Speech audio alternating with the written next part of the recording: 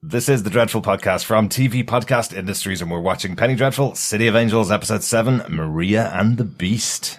My family may be at the center of this chess game of yours.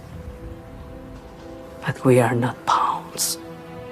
We are kings and queens. And the blood of the Aztecs runs through us. The soldiers of the revolution walk beside us. And as long as I draw breath from my lungs, I will claw through mud. I will climb hills, and I will fight you to the end of days. In the name of my children, whom God knit together in my womb, I banish you from this place!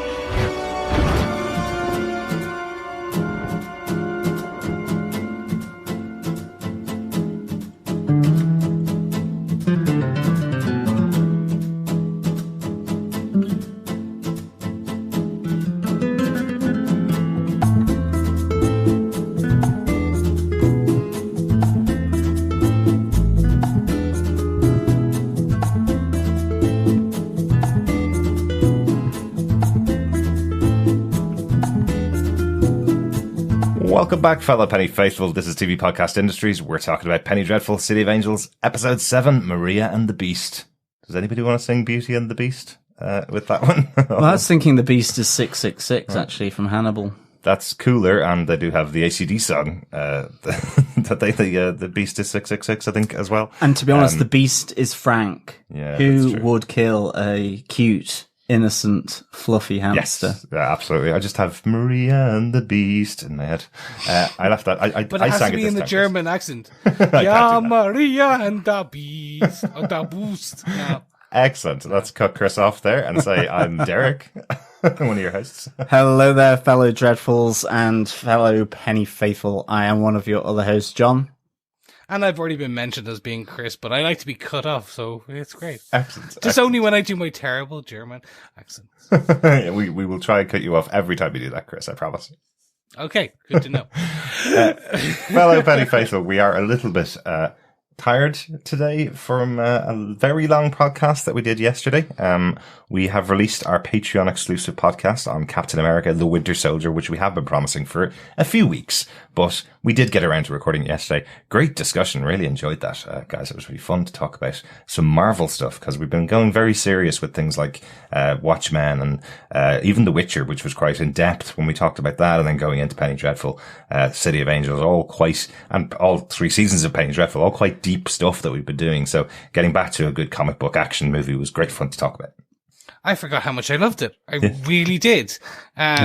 It's good to be back in the MCU, even though we're not. Mm-hmm. I actually am. I'm disappointed that we aren't going back as soon as we are with Black Widow. I'm actually now more excited to go back to the cinema in August, September, maybe July. Oh, I think Black Widow was pushed back to November. They moved it out. They moved all the Marvel movies out to the next dates that were on the schedule. Okay. So it's November. I thought you just meant going back to the cinema. Yes, hopefully going back to the cinema in July. That would be very cool. But yeah, just a quick return to the MCU for our fellow watchers over on Patreon. You can get access to that podcast if you go over to patreon.com/TV Podcast Industries and contribute any amount and hear us talk about some comic booky stuff. Yeah, it was good to get back into the old comics and the Marvel universe. And the movie really holds up. So it's a good movie. Yeah, absolutely. Yeah. And look, any amount you can give in at any time is always fantastic. It helps keeps the mics on, the lights on, and it's just a lovely way for us to give back to you as well. So jump on, have a listen, and of course, if you can't do that, just share our podcast, because sharing a podcast is sharing the love. But remember, Chris, as well, we have an army of hamsters on their wheels. That's what keeps the lights on here. So Frank's not going anywhere near them. Along with our cat. Absolutely. But it does cost a lot to feed them, that army of hamsters running our podcast. So with their cute little cheeks all pouched out with nuts and seeds. Mm-hmm. But of course, you can support us however you want to, whether that's in seeds and nuts, that's fine as well. Salted preferably, but for sure. Any way you want to, you can leave a review and rate us, as Chris says. And speaking of reviews, we have an iTunes review for TV Podcast Industries. Really nice to get it through from Gleaming Circuit over there on the US Apple Podcasts. Gleaming Circuit says, great show covering great shows, which is lovely to hear, because, we certainly do select our shows. Yeah. So I'm glad someone is in tune and in sync with our choices. Yeah. I'm thinking of stealing that as our actual log line for TV Podcast Industries. That's pretty good. That is a great one, actually. His 5-star review says, this is a fantastic listen. You get your breakdown of the episode with thoughtful insights, a little humor when appropriate, serious group up discussion where it fits, with a fan's enthusiasm. If you live in the US, it's great to get the perspective from this great team in Ireland. They're critical without being mean and stay focused on the content of the shows they cover. Refreshing and highly recommended. That's really nice, Gleaming Circuit. Thanks so much. I mean, it's just nice to get the feedback, to know that, we hit the marks, and what we're doing is being taken up, I suppose, in the way it's intended, which I think this really does reflect that. So, thanks so much, Gleaming Circuit. Yeah, really nice to hear from you, Gleaming Circuit. Thank you so much for that. Always good to get a review of that quality as well, of that caliber over on iTunes. So, thank you so much. Yes, thank you so much. 5 stars puts 5 stars on my shoulders and my heart. You're a 5-star general. Yes. That is, oh my God. Yes. That makes no sense in my head where I was about to go, but does not matter. I will let our listeners, any of our long-time listeners will know what I was about to go for. So, Chris, I've known you 20 years. I have no idea where you were going. Or 15 years. But then you don't know me well enough. That's true.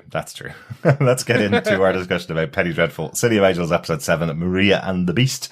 The episode was directed by Sheree Folkson, a UK director, worked on many shows over the years. In the UK, worked on Call the Midwife, which is from the same production company, weirdly, as Penny Dreadful, and also worked on Doctor Who. More recently, Sheree worked on 12 Monkeys TV series and American Horror Story Season 8. We've kind of mentioned a few times that Penny Dreadful's City of Angels does have a little bit of a American Horror Story kind of vibe to it at times, where it feels like we're in this new world which is just slightly twisted with the supernatural. So I guess Sheree's brought on some of that knowledge from American Horror Story, particularly in some scenes in this episode. Yeah, I've never been a big AHS fan. Really? My wife is, and she loves it, and I think she even fell off after a while. I don't know why. I love horror. Yeah. I love horror. It's just, it never fully clicked with me. 12 Monkeys was a great premise and a great beginning. I just remember finding it hard it didn't fully stick the end of its landing. I think it's because it got cancelled before its time. I think they had greater plans on where they were going to go. I think what I absolutely love about American Horror Story specifically is that idea that it is an anthology show. So if a season isn't hitting with you after a couple of episodes, get about 3 or 4 episodes per season. If it's not hitting with you, leave it, move on to the next season. It doesn't really matter whether you've watched them all. I think we've watched about 5 of the overall show, 5 full seasons, but I don't think we watched them back to back. I don't think we watched season 1 through 5. I think we've picked which ones we like. Yeah, no, it is great. Unfortunately, it is eclipsed by another one of the creators' great horror series, which is Scream Queens, season 1. Season 1, exactly. Season 1. Yeah. And then American Horror overtakes it. Yeah, overtake season 2, definitely. Definitely. But American Horror is really good and scary as hell. Definitely, yeah. There's some great stuff in there for horror fans. The episode was written by Colin S. Liddle. Done a few short films, but this is his first major writing credit. He's on the writing team for this show. I reached out to him over on Facebook and asked him about his experience working with John Logan. As we know, John Logan wrote most of the first 3 seasons of Penny Dreadful. And I just wanted to know what it's like working in the writer's room with him, because so rarely someone else comes out with a writing credit for a full episode, and having Colin Liddle get this as one of his first credits, just thought it would be interesting. He responded to me saying he's incredible, extremely generous and talented, creates an amazing working atmosphere for everyone around him, from the writer's room all the way through to production, which is just a lovely way to talk about John Logan, I suppose, because he does seem so heavily involved in the production of the show. So great to hear it from someone that worked on the show with him. Yeah, that's really good as well, because when, you have this singular vision, and you've got to bring people on board, to that vision. Mm-hmm. And so, like, that just really sounds, just consistent with how he would be. And from what we saw from some of the Blu-ray extras, for season 1 to 3 of Penny Dreadful as well. Yeah. Absolutely. I'd be so interested, and Colin, I hope you listen to this and you might feel the chance to write into us at feedback@tvpodcastindustry.com. I'd love to know where the idea of the degenerate came from, that story that Michner, and we'll get into it later. Mm-hmm. I'd love to know how that came about, and like, was it written word for word? Was any of it impromptu, based on Nathan Lane? I'm just so curious because it's such a powerful scene. Mm-hmm. So I'd be very curious, Colin. But other than that, yeah, great work. Yeah, did a really good job. John, do you want to tell us what they gave us with the synopsis for this episode? Sure. Molly visits Tiago at his apartment as he wrestles with guilt over Diego's confession.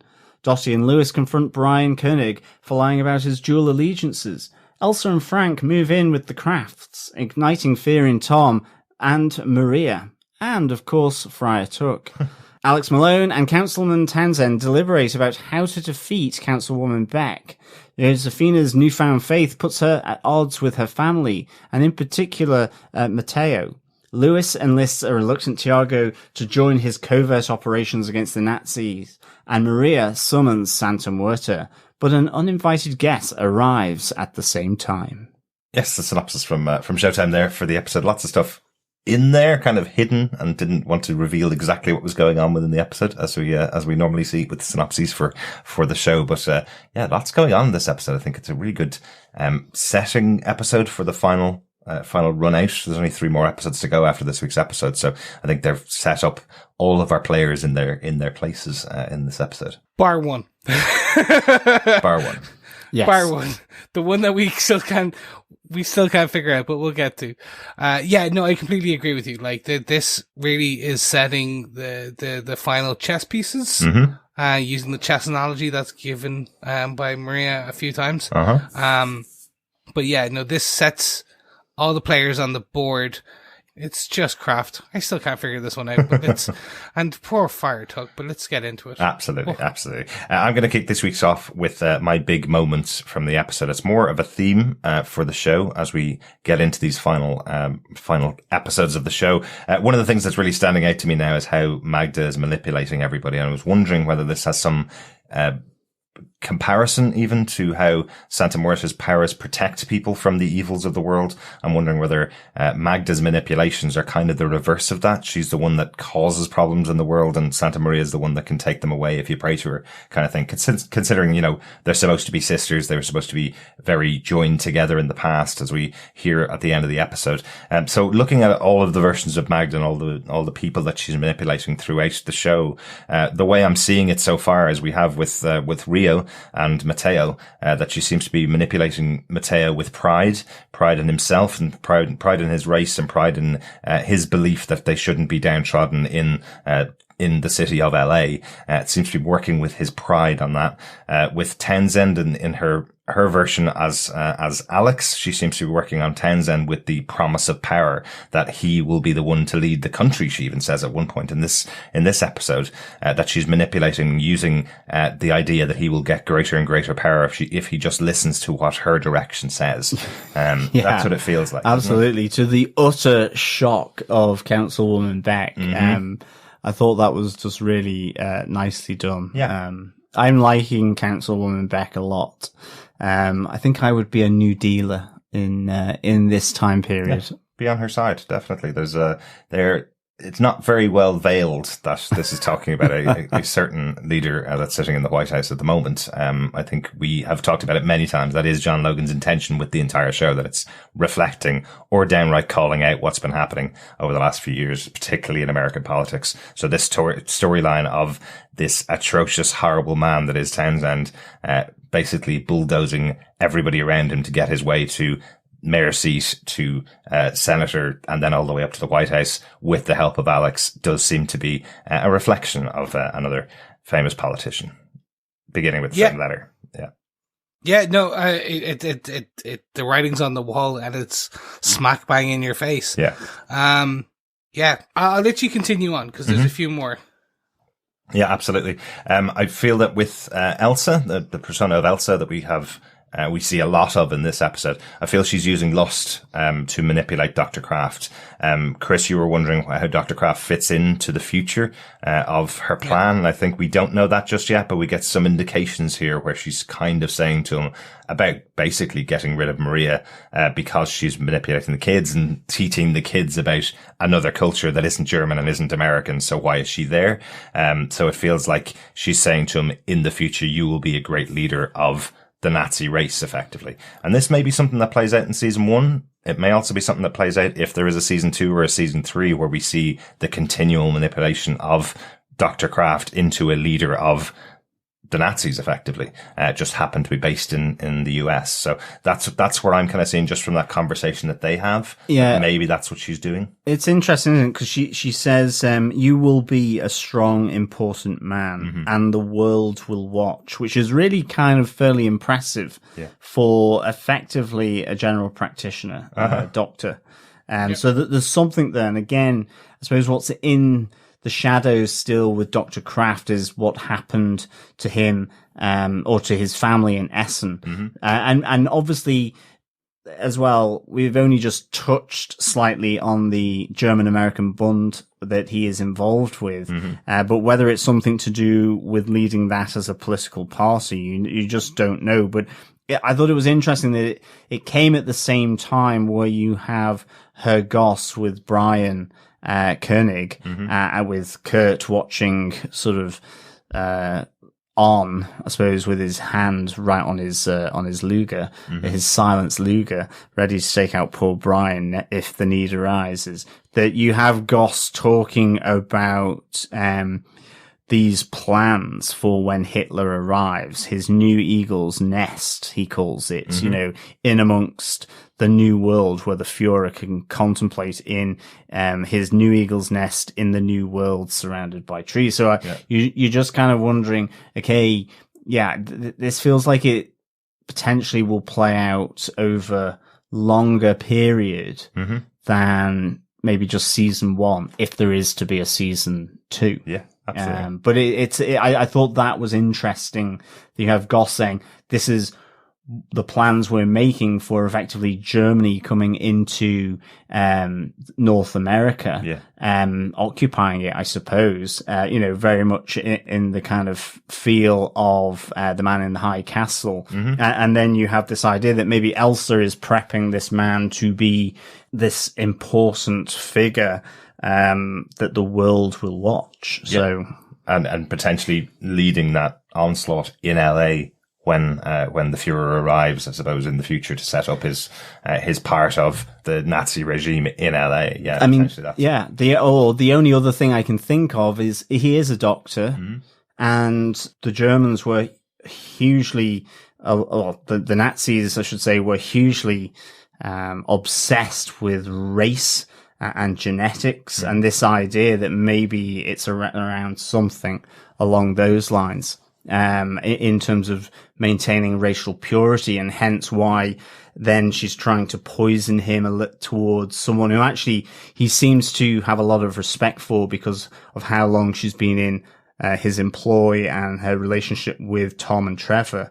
That she's trying to poison him against Maria, with that whole spiel in the bedroom. Yeah, so I don't know. These are just theories, really, in that sense, because it seems like this is almost a long gestation kind of period for what she needs from Dr. Kraft. But it might move massively fast as well. As I say, she seems to be using this lust of Kraft to manipulate him. She's, maybe a week ago, 2 weeks ago, she's already gotten the wife out the door. She's moved in. She's got her son moved in. She's rearranged all the bedrooms in the house, got Maria moved down by the garage, and is already talking about getting Maria potentially out of his employ and off the property. And it's probably less than a couple of weeks, like that since they met first, going by the timeline of the show. So this could all happen really fast. You know, she might be just in absolutely the right place for Magda and this manipulation to just put him over the edge really quickly into this future plan that she has for him. But in this episode, we're really seeing, I think we mentioned it a little bit about Frank, this version of Magda that she reabsorbed early in the first time we saw him, reabsorbed back into the body. What we're seeing in this episode now is that he's a full persona of Magda now. Alive, living at all times, having conversations with Tommy in one room while she's having conversations with Dr. Kraft in another room. So he's completely independent, as a Magda now, I think we can say, right?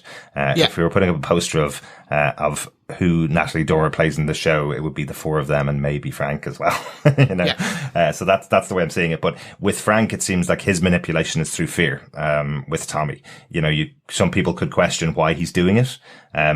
But if he keeps Tommy quiet, then it keeps the one that's questioning Dr. Kraft about things that Elsa might be doing. He's going to keep Tommy quiet and out of the way while, Elsa does the manipulations on Dr. Kraft. So I think that's why he's using fear to manipulate Tommy. I thought it was interesting. I don't know whether it says anything about the actor that plays Tommy's older brother.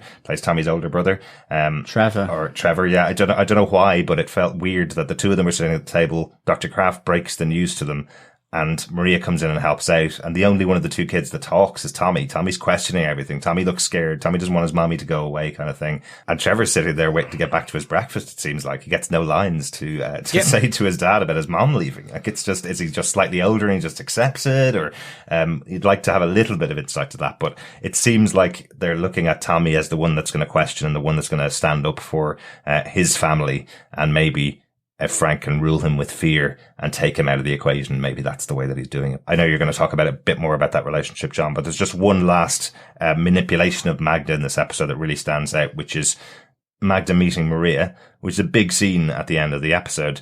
But she uses family to manipulate Maria. Maria goes to ask the question of Santa Muerta, why is my family being attacked? And it seems like Magda's using the idea of family back on her, saying, I can save them if you just give up your belief in Santa Muerta and worship me, if you come and join my side, effectively.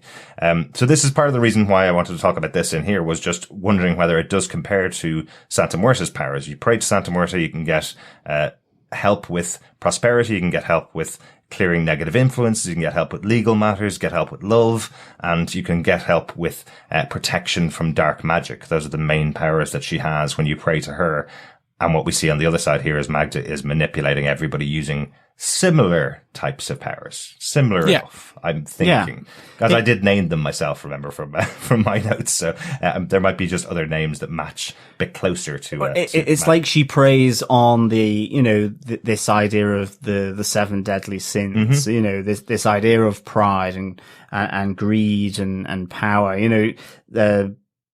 that could be Townsend, it's his greed for gluttony. And there's all this type of thing. So it's definitely that kind of reflection back from what Santa Muerta does to the manipulations that Magda's doing.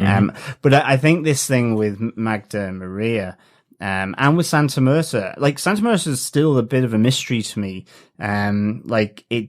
She feels very passive. I was expecting some kind of interjection, and maybe if they weren't interrupted by Magda, she would have done.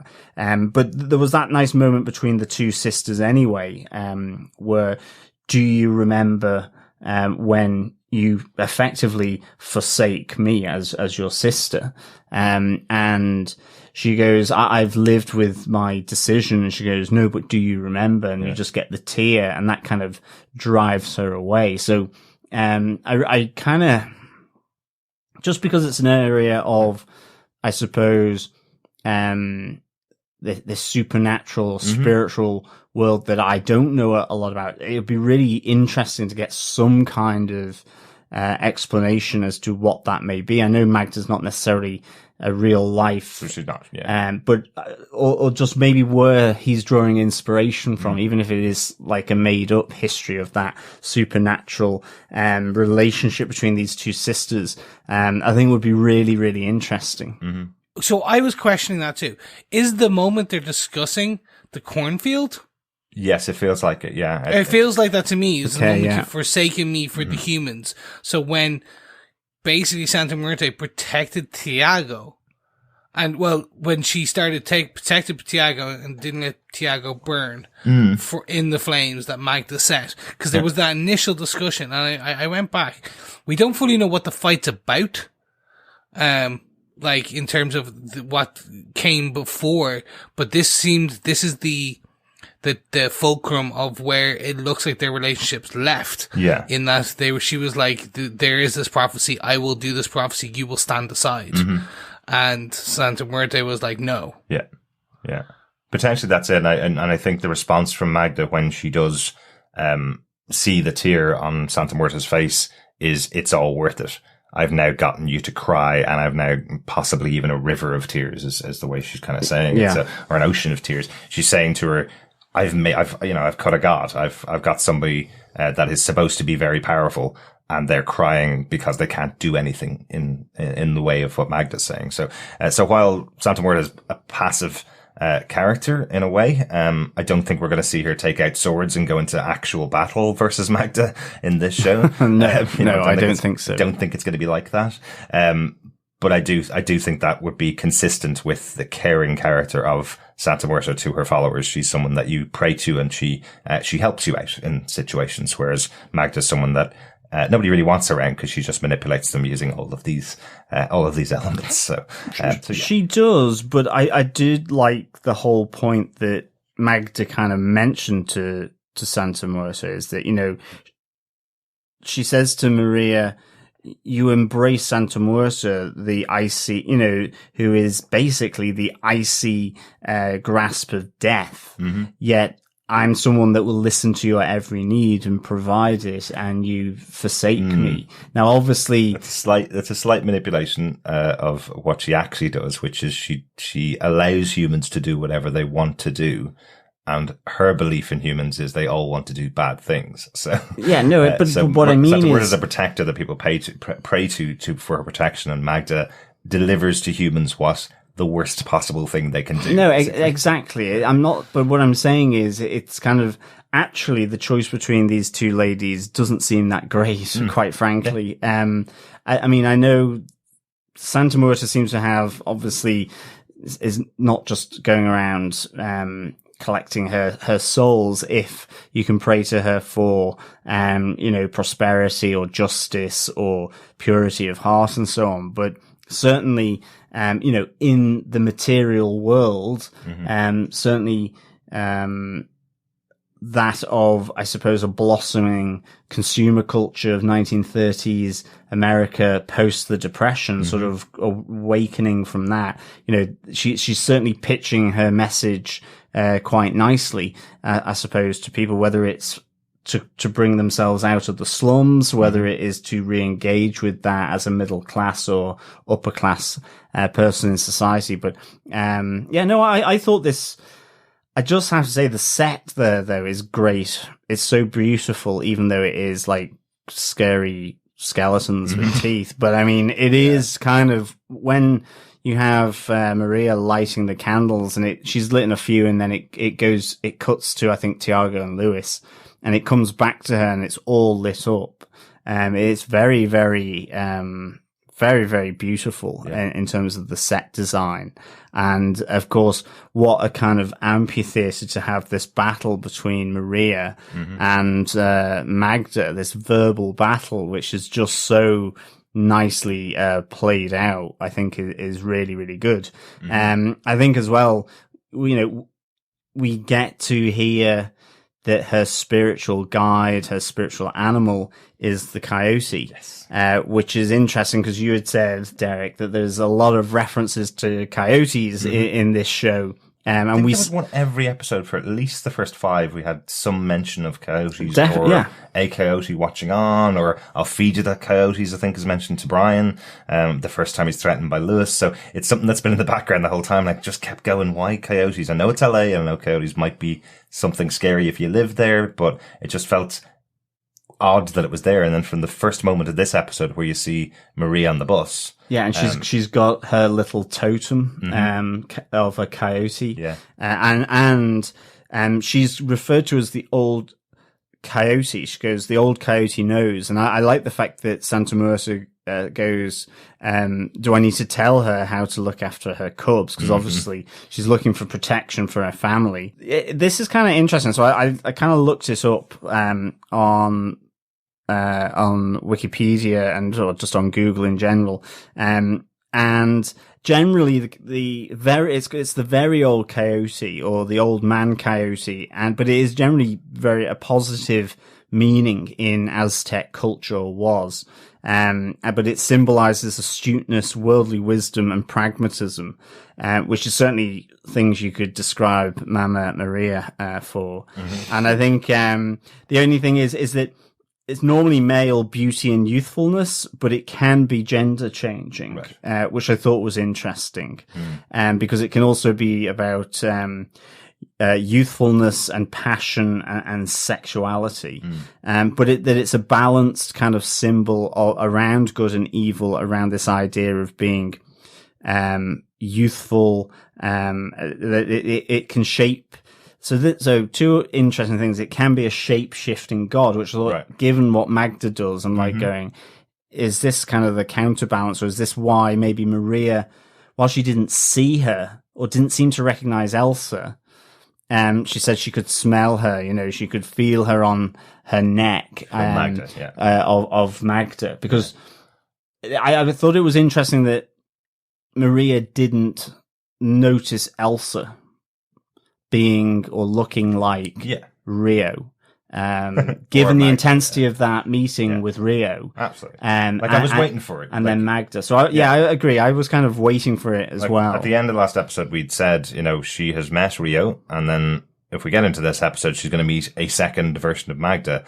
And then just to mess with us, it seems, the show has Magda appear in the opening scene of the episode watching Maria go by on a bus. So just to remind you, this is what I looked like when you get over to Dr. Kraft's house and you meet your one. That's me as well, but they do all look slightly different. And I think the way I'm puzzling it out in my head, because we're not getting any explanation on the show, is that we're seeing everybody as being played by Natalie Dormer, but nobody else is seeing Natalie Dormer is it her exact face that way. She is covering herself some way, because it would be really stupid for a demon to be walking around in a city or an area as small as LA, or this area of the city that we're seeing over and over again. It'd be very stupid of a demon to not cover herself up, and realize you could bump into somebody that could recognize you and foil all your plots and plans. So my in-universe idea is that we're just seeing her look the way she does, but she doesn't actually look exactly that way to everybody else.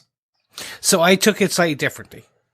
I took it as one of Magda's powers, if you will, is that essentially no one will connect the dots.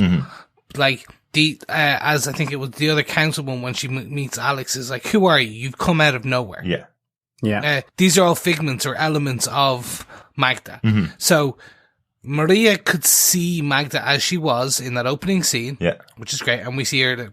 I think she feels Magda everywhere because Magda is everywhere. She felt her with Rio there. She just doesn't know that Magda is Rio.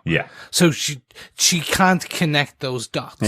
So for me, it's like one of Magda's powers is that even if I walk out, I'm Magda, I'm talking to you as Alex, and then I walk into, I walk out the door and come back in split second later as Rio, no matter what, even if I look the same, you will see two people. Right, exactly. Like, think of Scott Bakula in Quantum Leap. He's embodying a different person every week. We as the audience see the face of Scott Bakula, but everybody else sees what he really looks like. Exactly, and in their minds. Yeah, absolutely, and that's why for Maria, she said, "I can smell her, I can feel her on my neck." Yes. It's the sensation of being close to evil. You know, when people say we walked into this place and you could sense that it was evil. You know, when coppers talk about gruesome crime scenes and so on, that evil had been there or whatever. And I think, so I was just going to quickly say this shape shifting god. So I thought that was interesting. I wondered whether we're going to see Maria shapeshift actually. If maybe she is imbued with some old Aztec, magic or power, given the speech effectively she gives to Magda around being kings and queens with Aztec blood running through us. Just to call out, just to a reminder as well. Remember, a similar speech was given by Rio to Mateo about who the Pachucos are. They are from royal blood of the Aztecs. So there is something there potentially in all of Maria's family. There is a direct descendancy from the Aztecs. Potentially, that's another one of the supernatural aspects that could be running in the show in the future. I normally end off this moment by saying that was my point, but that was kind of all of our points, talking about one of the biggest moments in the episode. My point was just purely about the manipulations of Magda and how they're possibly opposites of what's going on with Santa Muerta. John, do you want to take us on with another big point from the episode? Well, it's quite a small point, actually. Well, it's R.I.P. Friar Tuck. It's a very small point. And to be honest, it's more about how Frank is freaking out Tom. Mm-hmm. Yeah, it is this idea of the fear that Tommy has of Frank. And again, it's not something spoken. It's something that Tommy is getting. You know, it's instinct from Tommy around Frank that this is not how a kid of his age behaves, like probably none of his friends do. So it is the idea that he's a little strange and a little weird, but that then with the things that have happened to him, it always seems to be there with Tom, whether it was seeing the girl who had been murdered in physical form in his room during the sleepover for Trevor's birthday, or now we have this whole kind of moment where he's got someone who he was probably glad to see go out the door after the sleepover, suddenly being invited into his own home by his dad, and he's just like, this is not, no wonder he causes a fuss at the dinner table, where is my mum, kind of thing. And it's even just, this tension, you can hear it in the music, even as Elsa starts to effectively get Maria to make sure that Trevor goes into her room, she goes into the garage, and Frank moves in with Tommy because she worries about Frank. So she moves Frank into Tom's bedroom. More chess pieces on the board. It is. It's just, but the music's very sinister, and you just know that as soon as the show goes back to that bedroom at night time, that I would sleep like Tom does if I knew I had some kind of crazy melty boy that just melts into his mum. Not that he knows that, but I would be kind of bolt straight with my arms over the covers to stop anything from getting between them, and kind of staring sort of straight up at the ceiling. At the same time, it's like, it's just what happens. It's just how Frank kind of inserts himself to coming over and sharing the bed with Tommy. And then, that Friar Tuck's in for a bad ride, really, on his spinning wheel, just because you've had that earlier scene where actually Tommy seems to be trying to get to know Frank and explain about Robin Hood, and brings his hamster who's called Friar Tuck, and then it's just, then Frank's kind of just goes all weird on him, say, "What an unusual creature," as though he's never seen a hamster before, or he's never heard of one. Yeah, like, and he's only been created about a week as well. So it's and it's kind of Tommy's just got the little hamster in his kind of fist, just stroking the top of his head with his thumb, and I thought that was really cute. And then effectively to see the end result of all this with the dead hamster in the spinning wheel, I was like, kind of, Friar Tuck. And I was like, Frank, you I know bastard. Yeah, why have you done this? And it's the psychology that Frank seems to be doing, this fear, as you say, whether it's to help keep him quiet so that he doesn't cause problems for his dad. But I'm like going, surely Tommy is going to go to his dad and go, this is really freaking me out. But he might not do. How many horror movies have you seen, especially ones set in the early 1900s, where kids go and try to tell their parents about the thing that scared them in their room, and the parents go, "Shut up, get back in the room."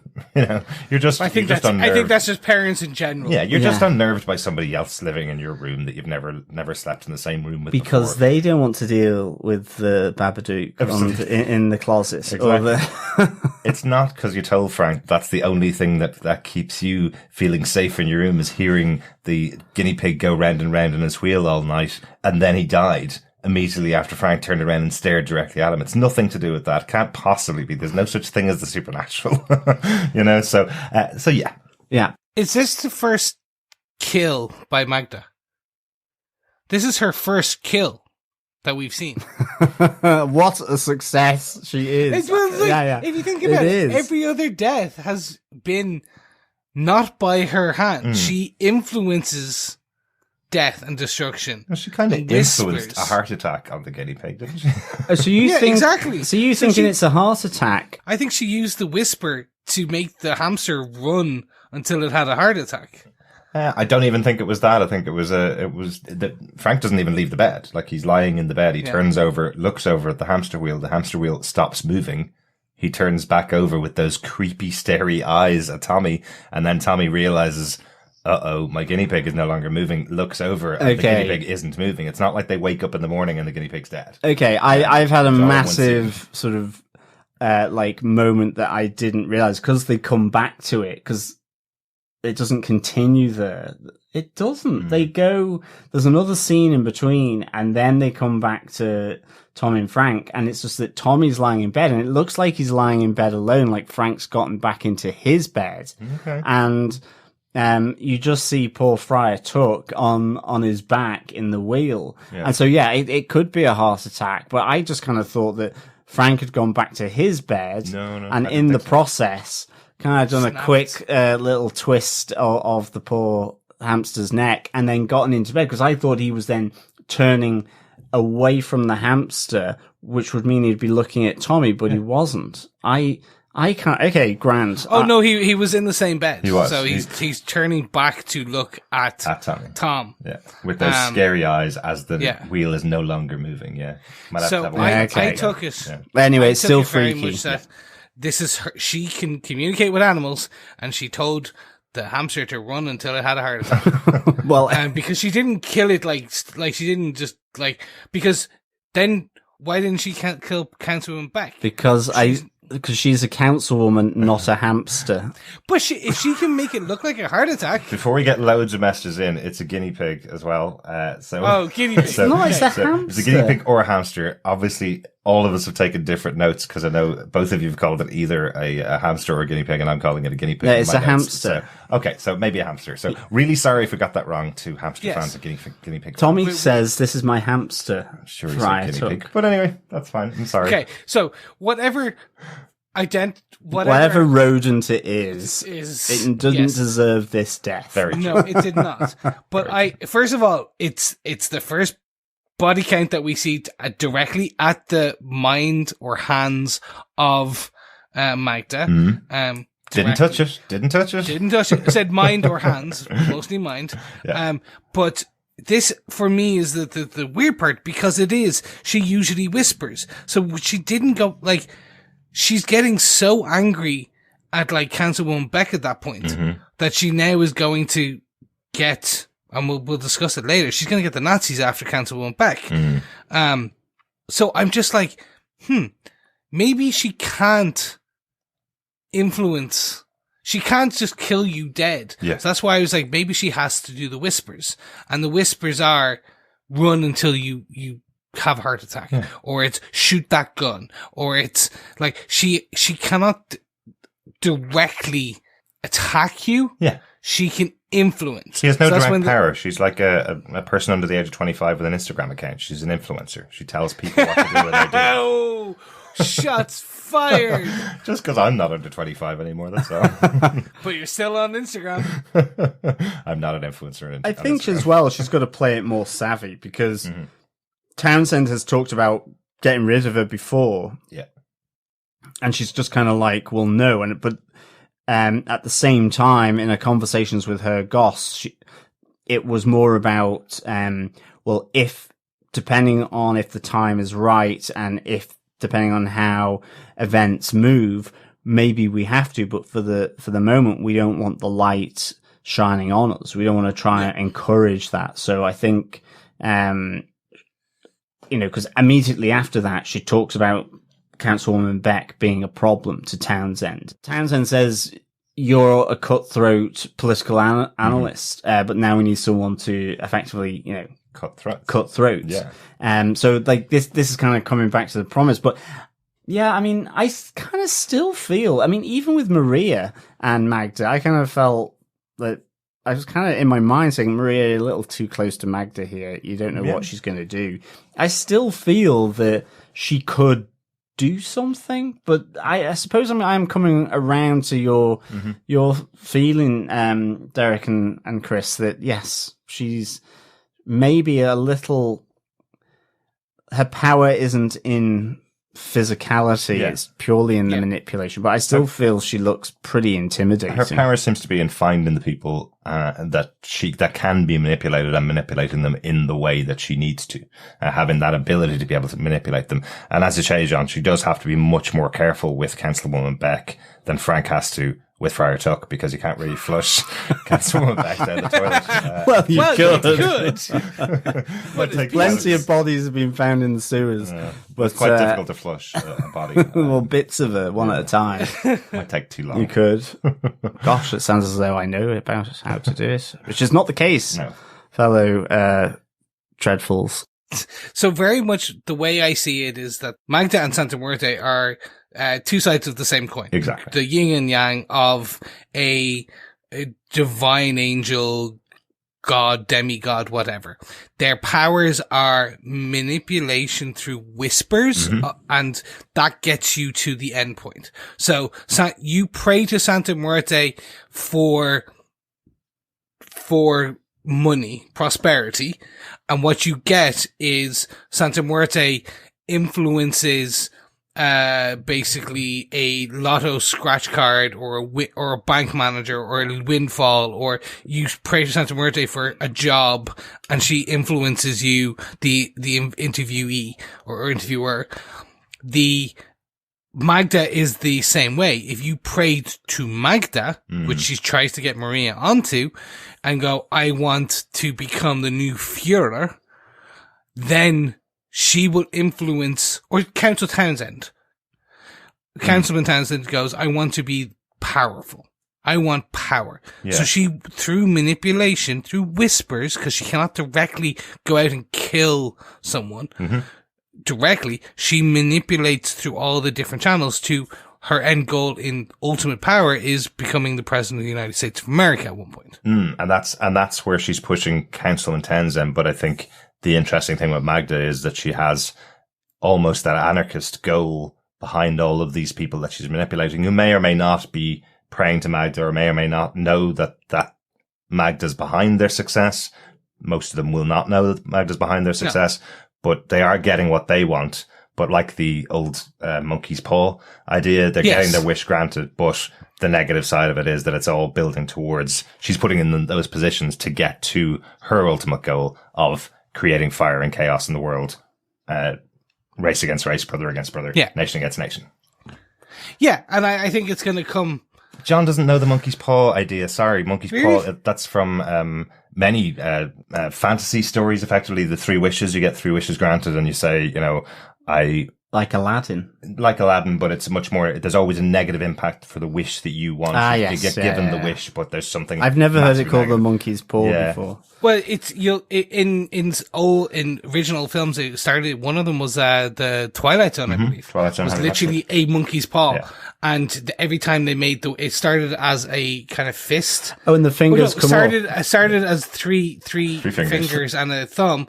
And, as you made each wish. It went down. Oh, I do remember that. Yeah. And then, at the end, so each one had a negative reaction. Yeah. Or like, I want money, but you get money because all your family die and you get inheritance. Well, I do remember that. And actually that would fit in neatly with Maria because let's face it, she has prayed to Santa Muerte and there is a moment where I feel it's like none of that seems to have helped. I mean, in a sense, why she's going back again to pray to find out why her family's falling apart. But I just felt so sorry for Maria Vega. She comes back from a full day working at the crafts to prepare all the food for her family.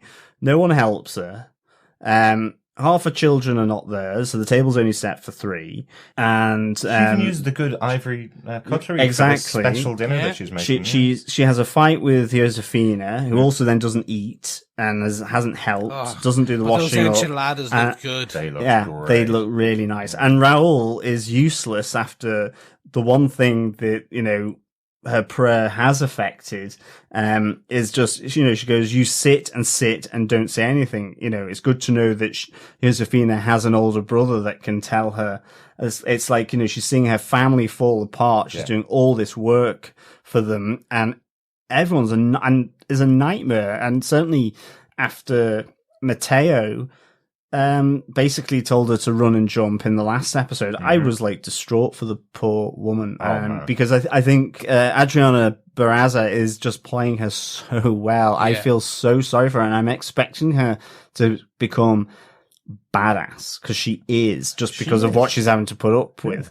But also she's talking to 2 supernatural beings who are almost very threatening to her, and she's taking none of it. Yeah, she really steps up. Yeah, she banishes Magda. That was cool. That was awesome. But she does have a great line in Snark, though, I have to say, for Maria. Adriana Barraza just delivers some lines so good. I love when she's in that room in that argument with Josefina and turns around to Raul going, tell your sister I won't even listen to her nonsense anymore. Kick her out. And then Josefina runs away, and then she goes to Raul, you do nothing at all. You say nothing. You sit here and do nothing at all. And then that's it. She walks out of the room. I love the kind of sass and confidence that she has, even though she's really angry at everything that's going on. She just has a way of really showing it to the kids, you know.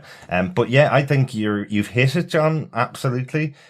Zombie Bro still hasn't had any kind of storyline since he came back from the dead, as we're calling it, at least, based on the prayer to Santa Muerte.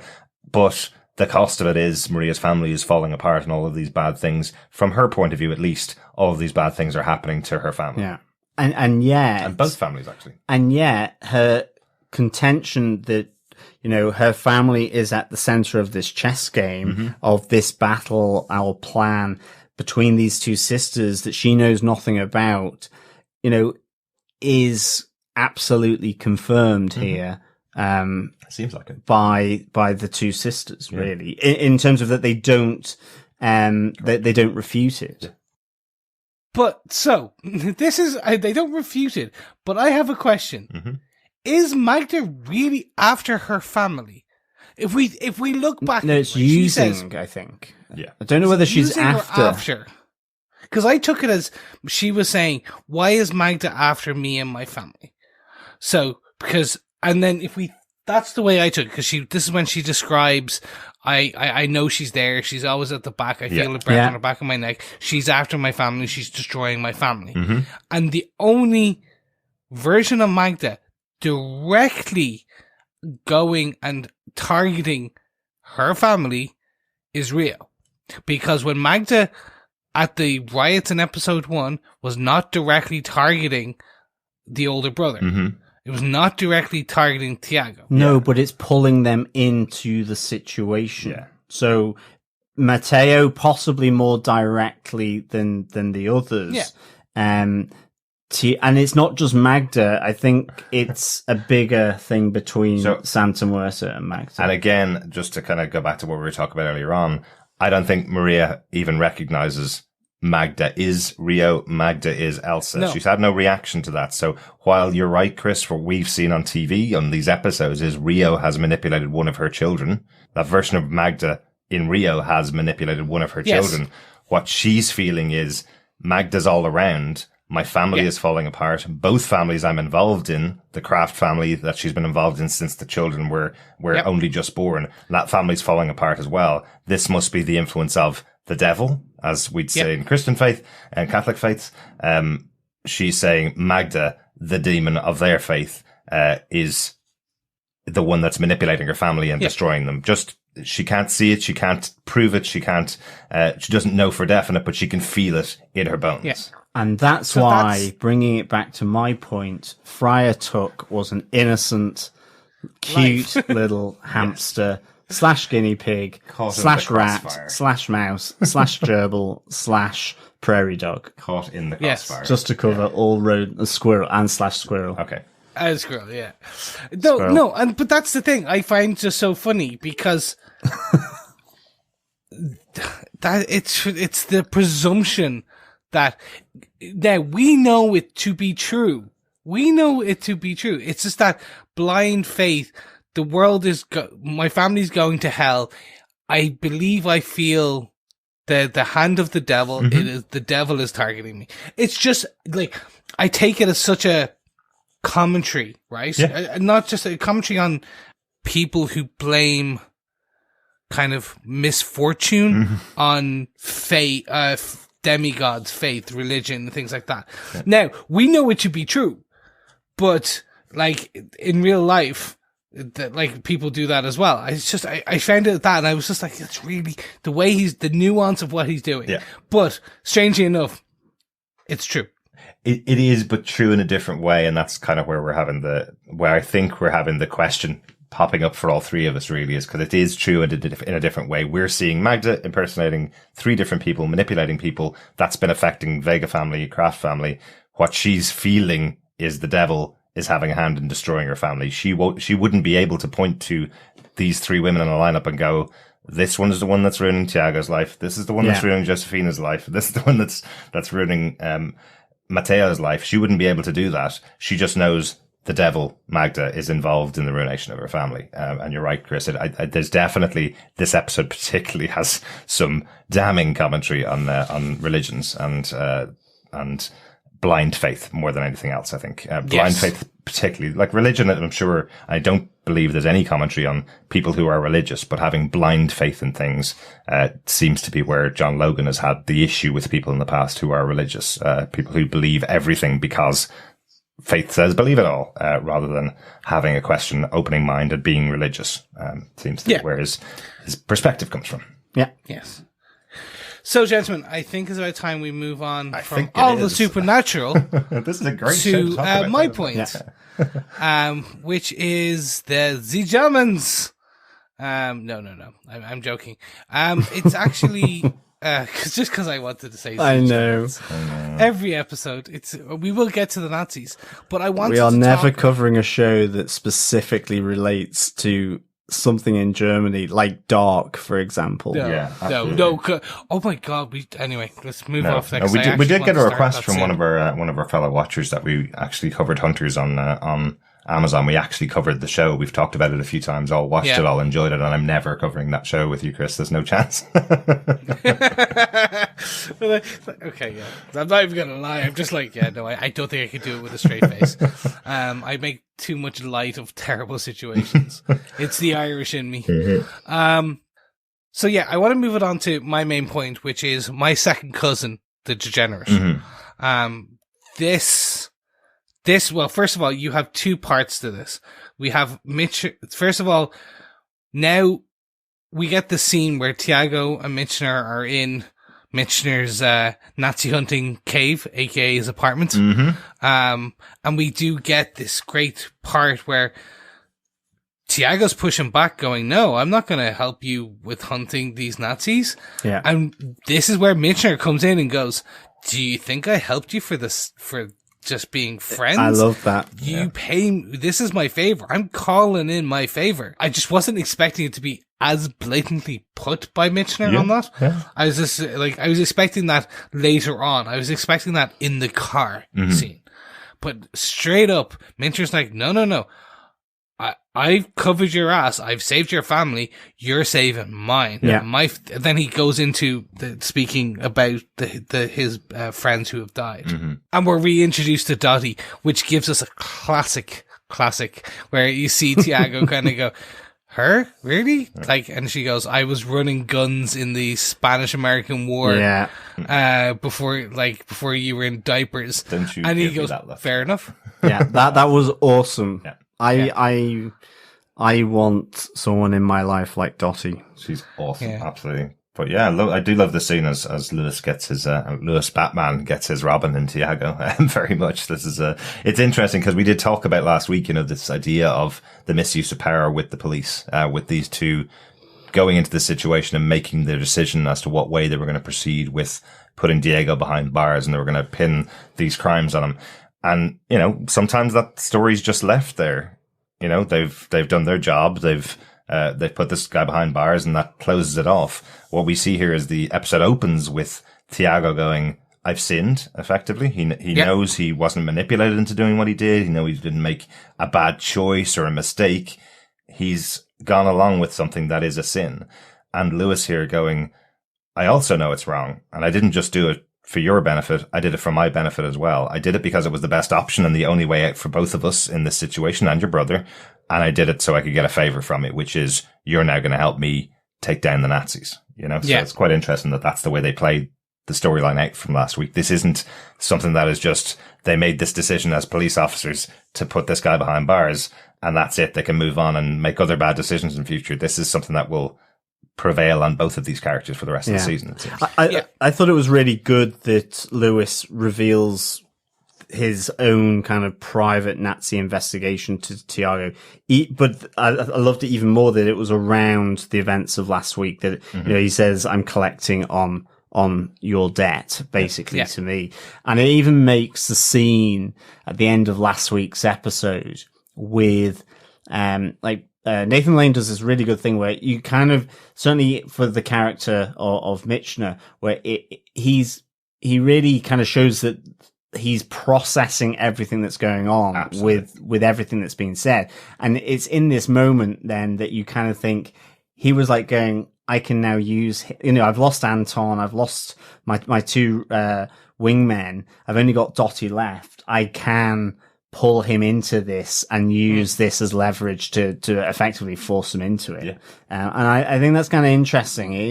It's probably wise as he got to where he has got as a detective in the LAPD. So I really like this. Yeah. So that was perfect. Thank you, John, because the way you said it, at that point, he forces Tiago into joining him. Then we move to the car scene. And this is the scene where Michner is explaining his second cousin from the Rhineland, which was invaded by Germany. He was a Jew and homosexual. He was the trifecta. Yeah. He was a degenerate, as they called him. Yeah. And we get the story of how when he was a child, his second cousins came over from the Rhineland and basically they swam in the sea and it was all nice, and he brought over Belgian chocolate, which is some great chocolate. Sure, it is, we all know.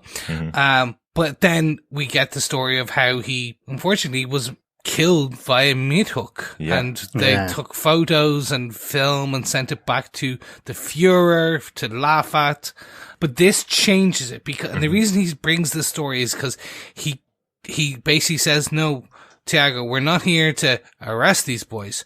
We're here to kill the Gestapo in Hergos. Like, these men will die for what they've done. Yeah. And you can see Tiago bristle at, I'm not going to commit another sin. This is not my retribution. I won't be better by doing worse. But through this story, basically, it's no longer forcing Tiago, because Tiago then willingly believes in the justice of what they're about to do. Yeah. He like takes out the gun and he's like, it's a redemption part to a degree. Not killing someone's not redemptive, but it's softening it because he's doing the right thing. They're stopping this greater evil in the Nazi party coming to America. Well, it's proper revenge, and I think Lewis has given Tiago the justification he needs to join in the revenge, I suppose. Yeah. One of the things I really liked about the story, Chris, and you're right, it is another great moment from Nathan Lane in this show. One of the great things I liked about the kind of framing of that within the overall narrative and within the placement of this particular episode and things that were going on around it. Lewis mentions that his cousin died on a meat hook and that it was filmed and sent to Hitler. Now, these days, you say something is filmed, and sent around online, and it takes 2 seconds. Everybody takes out their camera phone and it's sent around online. I like the way that it's set within the 30s, that all of these people are film fans. They're all living in LA. They understand something like the massive production budget that goes into a camera filming something. It's not like people had cameras in their house like they would have in the 60s or 70s. So this idea that they actually went out of their way to ship a camera to Berlin to watch this, as they called a degenerate, die, film it and send it to Hitler for a laugh. That's a massive thing. And I think they surrounded it so well in production that you do get the feeling why Tiago would go, these people are monsters. Like, it's a monstrous thing that these people did. It's much more than filming someone getting beaten up and putting it on YouTube. They've made a production out of this to show off to Hitler how much they're willing to do on his behalf around Berlin.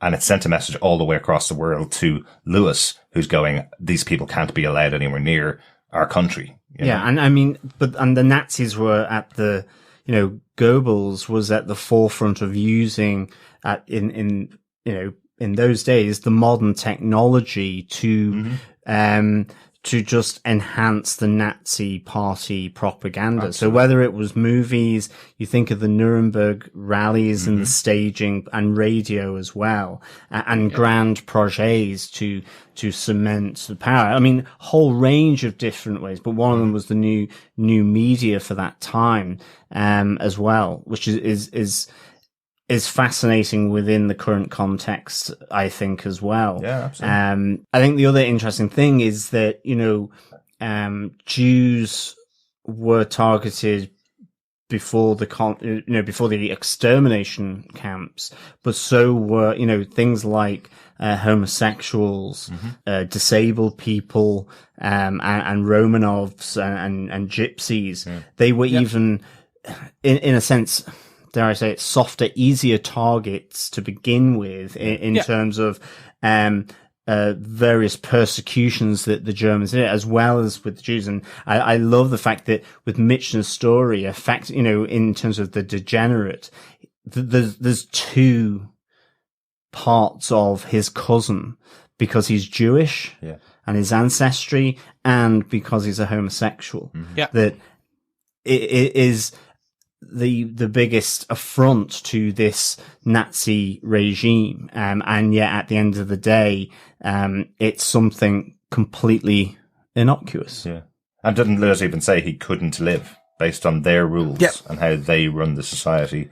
My cousin couldn't live because he not only is a Jew, he's also queer. Like, it's two different elements that they couldn't possibly let this guy live on the rest of his life. Like, it's absolutely horrible even thinking about it. And I think as well that there's little, from a historical point of view, something in Michner's story where he says, where he talks about this remilitarization of the Rhineland, that he says, but you probably didn't even hear about, you didn't even catch it, or it didn't even register with you. And I think that's one of the really interesting things as well. There was a lot of shouting at this, that there was more to the Nazis than met the eye in that sense. And that's just a little nod to that in Michner's story. And I think it covers, it's so well detailed about what's happening here. And it's a great story in that it brings Tiago from being a reluctant participant in this to one where, he gets his gun out effectively to becomes a willing participant as a licensed and registered detective to go and effectively collect further debts of Anton and the other guy. I can't remember the other guy's name. Hergos. No, the two Jewish friends of Michner to collect their debt, repay the debt of their deaths. So I thought that was, it's a great little story. Yeah. And this, as you, jumping back a few minutes, we talked about how they did use technology, and in this case, radio. We're starting to see our threads are coming together. Our chessboard is starting to make sense, because outside of Councilman Townsend joining Herr Goss and Kurt, the Gestapo, who were just having a long discussion about how he was a cold-blooded killer icicle, and if he's if he's becoming a soft icicle, he has no use for him. Are you a hard or soft icicle for Councilman Townsend, Kurt? Yes. But then we see the Councilman join, and Alex join, and I was like, cool. That's expected. I saw the other chair and I went, okay, maybe production just did it like that. But then finally, we now start to understand, because Miss Adelaide, Molly's mother, joins. And that is the point where I'm now starting to see, oh wow, hold on. Like, they are going to use Molly. And I think this is something that, Derek, you back in episode 1 or no when probably episode back in the episode 3 when Molly is introduced, you talked about how this was the newest thing. This was their internet, this was their TV, this was their shows, and it was beyond just an evangelical kind of big session. This was something huge. And I'm like, okay, now that the chessboard is starting to make sense in my head. We couldn't figure out how, I couldn't figure out originally how Molly was directly tied to the larger story. Yeah. And now we can start to see, okay, well, she's tied to this because she's essentially, her mother is using the church, or potentially will use the church as part of the Nazis' nefarious scheme. Absolutely. Or has been the whole time. And Molly has been manipulated the whole time, which means we could have Killer Kurt right here. Kurt could be the one responsible for the Haslets murders. Oh, 100%. It seems very likely he'd be the type of person to not just murder this family that needed to be gotten out of the way for Miss Adelaide and Molly's practice and the church. It's very likely he would go, do you know what would be a really good way to get them out of the way? If we blame it on somebody else, kill them in a style that leads the police towards the Mexicans. That is very likely something that Kurt and the Nazis would do. So I'm kind of thinking this is not the first meeting of Miss Adelaide and the Nazis. I think she's been there many times before. There didn't seem to be a huge amount of surprise from Councilman Townsend as such. There didn't seem to be, I don't know whether there was even an introduction between them other than he pulls the chair out as she sits down. So we need to see what's happening in that room, but I think this is something that's been going on for a long time. And I think we've just found our killer just purely from that connection. Well, they're talking about the war to come following, Miss Malone and Councilwoman Beck's meeting. And, it almost feels, to me, we had previously at Trevor's birthday party at the Crafts where Peter's colleague in the German-American Bund says we need to use radio. So there's been that kind of potential way in. But here as well, you're just wondering whether Miss Adelaide is So Alex says that you can take all the right-thinking people, and we'll take all the angry people that are remaining and ride that wave of anger and fear.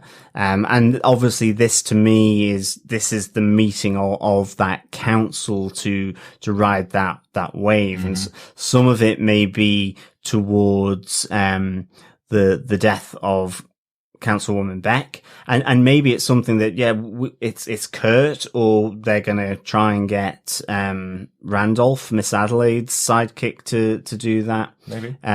Or it's just she will be the propaganda because she's not owned by the Catholics or the Jewish owners of the big media stations and radio stations, that they will be the mouthpiece to effectively preach and evangelize effectively hate from the gospel.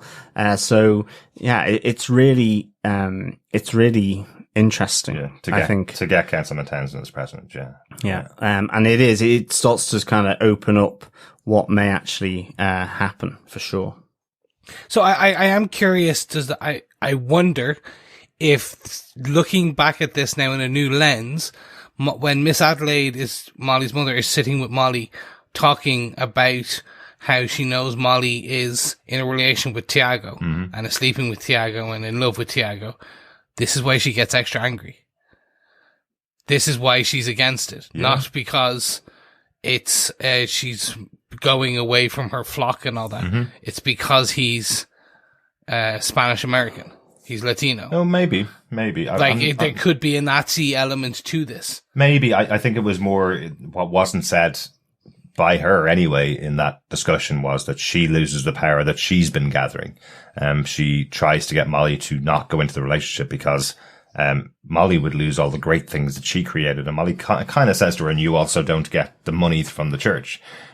She goes, we don't get the money from the church. But the other thing that she's probably getting out of this relationship with the Nazis is a lot of power, which seems to be something that's attracting Miss Adelaide.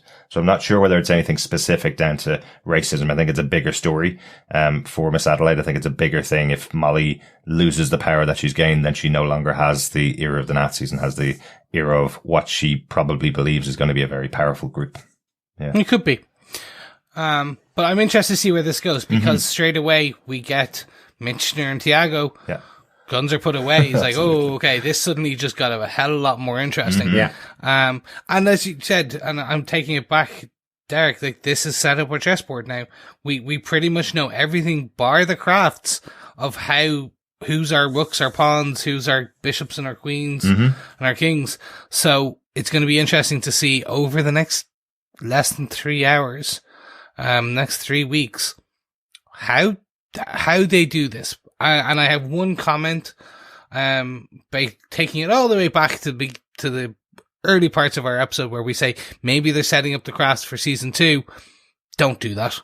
Please don't do that, writers. Don't do that, John Logan, because you're not guaranteed that you're going to get a season 2. Oh no, agreed. And I think a more containing that story, this story, deeper is going to be interesting. I'm not saying if you get season 2, go alt history.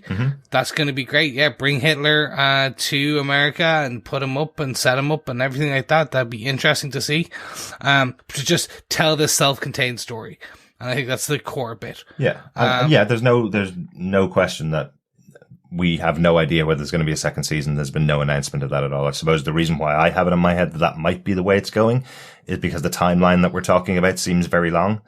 For only 3 episodes, unless there's a time jump, which could absolutely happen in the last episode. That could be a time jump that sets up season 2, perhaps something like that. But particularly the reason, and I don't want to overly spoil Penny Dreadful if you haven't seen it, but Penny Dreadful season 1, the big bad of that show is not Satan and is not Dracula. Those are the 2 big bads for the next 2 seasons. But those 2 characters are set up during the running time of season 1. They're mentioned as being people that are on the opposite side of our main cast, I suppose. Yeah. But they don't come out. They don't become the big bads within the first season of that show. So that's what I was wondering with Dr. Kraft being played by Rory Kinnear. We're all interested in Rory Kinnear as an actor because we love him in other shows, but his part hasn't played a huge amount in this season. So I'm wondering, have they cast him in that role to keep you interested in something that may not play out this season? I hope it does play out more. And I think this episode is the one that gave us more about Dr. Kraft than any other episode so far, but it's still not tying into the main storyline just yet. So maybe it's something that might just tie it at the end of the season for us to go, can't wait for the show to come back next season so we can see now he's Nazi Kraft. Now we see how his hair really plays out. You know, it's not like Minecraft, but like for Nazis. For Nazis, yes. Because I keep thinking that Kraft should be spelt with a K, not with a C. I'm constantly got that in my mind, for sure. That's a type of cheese or butter in Germany, isn't it? In Switzerland, Kraft butter, Kraft cheese, isn't it? Beginning with a K, it is. Yeah. And on top of that as well, it's Craft Services. Yes. And Craft Philadelphia. Something like that. Exactly. But gentlemen, No, I was just going to say one other quick thing from this whole thing around Michner, but just coming back to Dottie. I loved the moment that Dottie sort of reflects or echoes back to Brian in the cafe, in the diner, what effectively her Goss has just told him, that he talks about we are builders, not destroyers, as Goss is outlining where Brian's future lab may be in this new eagle's nest. And I really like the fact that Dottie here also in trying to explain that it's not just politics, because Brian kind of waves off, say the stuff that's going on in the media and in the press, that's all just politics, and I don't pay that any hoot. Yeah. And she gives the story of this Yiddish theatre with her and her father, which is really good, and talks about the destruction of that. I think it's earlier than the Nazis, but by anti-Jewish groups, as I say, Europe was rife with pogroms. Anyway, she was talking about New York as well. And when she lived in New York and had that came over as well, I suppose, on that journey across the Atlantic. Yeah. And she just reflects back that some men create, some men destroy. To Brian, who is kind of wobbling. And I do like in that moment that Brian, comes across as being visibly scared. Please don't let them hurt me. Absolutely. And he does have that moment just before. He has that conversation where he says, well, some of their points are really valid and they respect my intelligence and they respect my science, unlike you. And you kind of think, is he on their side? Does he believe what they're saying? But it's so quick afterwards where he goes, please don't let them kill me. So you realize he's just terrified. And I think, which is the reference to him going to get a Yoo-hoo. I know when myself and John watched it, John was going, what's this all about? Yoo-hoo would be kind of considered like a chocolate milk drink, basically. So it's an indication of how young like Yazoo. Like Yazoo, is that what it is? Mm-hmm. But it's an indication of how young Brian is. He's the kind of person that won't go and get himself a coffee, won't go and get himself a strong drink. He'll go and get himself a Yoo-hoo. So that's why the reaction that you get from Lewis. It's like, oh my God, this kid is involved with the Nazis. He's got all this pressure on him. He's in college. And look how young this kid is. Yeah. It's just that little moment. I think as well, it's the smarts of Michner to say, Dottie's going to look after you effectively, put you into hiding. She does have that nice joke about nothing's happened around the tar pits for 1,000,000 years. When the last woolly mammoth sort of went into it or whatever, or saber-toothed tiger. Yeah. But also, again, this instance in the car where he puts away his gun in seeing this collection of people from her Goss and Kurt to Molly's mother and Councilman Townsend, that, Michner's got smarts. He's really good. And I love how this character is. Absolutely. Chris, that it for your final point? That's it really is. Yeah. I just can't wait to see where we go from here. Yeah. And that's literally 7 days away. Absolutely. Only other thing that we haven't really talked about in the episode is just the moment between Mateo and Josefina. I just thought it was interesting. It might have been a little bit heavy-handed for me. Yes, 100%. But I did think it was interesting, having that moment, because it's exactly the thing that Mateo didn't want to hear. And I suppose if you've got to squeeze in there that she's now part of this religious cult, effectively, it's a good way to get it started, where she kind of goes, I'm not the only one here for you. There's also God in heaven here for you. It feels like something she would say as she's just found her faith. It feels like she may pass that on to Mateo. It just saved her. Remember in that one session she had with Sister Molly, she feels saved and feels like God is there for her. So it does feel natural for her to bring that up quickly. It did feel heavy-handed in the episode, but it does lead to, I thought, a really interesting conversation. This idea of the incorporation of Santa Muerta into Catholicism has always been a question, always been questioned by religious people. This idea of people bringing parts of their religions and incorporating them into Christianity and Catholicism so that they can call themselves Catholic or Christians while still having pagan beliefs. We have it in Ireland quite a lot, with some of the elements of pagan beliefs that were in Ireland being brought and incorporated into the Catholic and Christian faiths over here. So I thought it was interesting seeing Maria give out to Josefina for going to Sister Molly's church, saying that's not even, you can't call yourself a Catholic anymore. You should be going to our priest.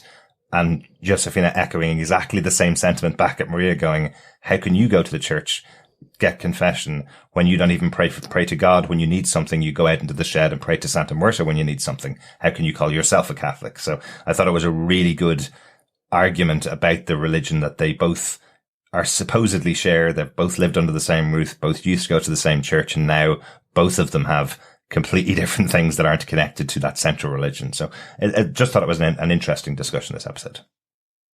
Yeah, I'm right there with you. It's going to be interesting. The one thing I will say is Mateo's overreaction to Josefina is just crazy. Yeah, I think so too. I'm a little, I mean, in the best sense, he is literally self-isolating when he doesn't need to. It's kind of like he's overreacting. COVID joke. Yeah, well, too soon. But I suppose it's just this self-enforcement and isolation from his family. Yeah. It seems, I think you're right. It feels a little extreme and over the top in having a conversation with his sister that he would then run off and decide that he can never speak to her ever again. In the same sense that he's obviously applied that logic to his mum when she came to see him. And Tiago, I can understand more in a sense, because of because he's a detective. Yeah, he's a grown-up as well. He's gone through a lot more in his life than Mateo has. And, you know, there are elements, again, of the religion side to that story as well with Rio. Remember, Rio pulled off the cross off his neck, saying to him he can no longer believe in that. He has to now believe in the religion behind the Pachucos that she has talked to him about. You know, there is that, I kind of get the reaction, you know, that is the thing.